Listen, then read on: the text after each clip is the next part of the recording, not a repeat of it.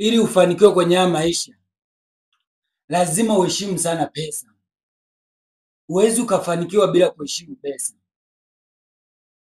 Wewe imagine, hichi hapa kiberiti kinauzwa shilingi 100 Tanzania nzima, na huyu ni mmiliki wa timu ya Simba Sport Club, anaingiza mabilioni ya pesa, lakini bado anaitafuta shilingi 100. Leo hii wewe ukishapata 5,000 10,000 unaridhika, alafu dakika ya mwisho unataka kumiliki pesa. Wewe unamiliki pesa vipi bila kuheshimu hela?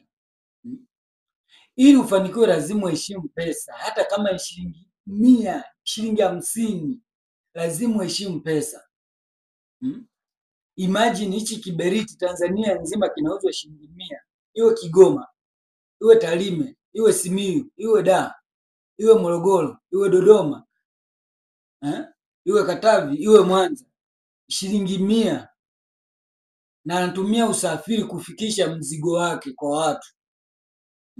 Ili biashara yake iuze lazima asupply, lakini huyo bado anatafuta shilingi 100. Uwezo wa pesa alizonazo kutumia mpaka kufa upo, lakini bado anatafuta pesa, na anaweza akawa anatafuta pesa sio kwa sababu yake, kwa sababu ya watu walioko nyuma yake, watoto wake, wajukuu zake. Lakini wewe ukipata shilingi 10,000 unaridhika.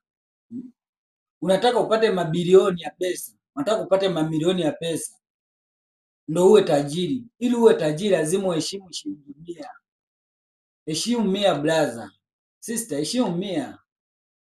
100 ndio itakao kutoa kwenye maisha yako. Huwezi ukaamini, lakini lazima uamini kupitia kitu kinachoonekana. Lazima uamini. Tusidanganyane, twende kwa waganga wa kienyeji, twende kwa wapi, tumerogwa. Hatujarogwa, no, bali hatuna discipline na pesa. Hatuheshimu pesa.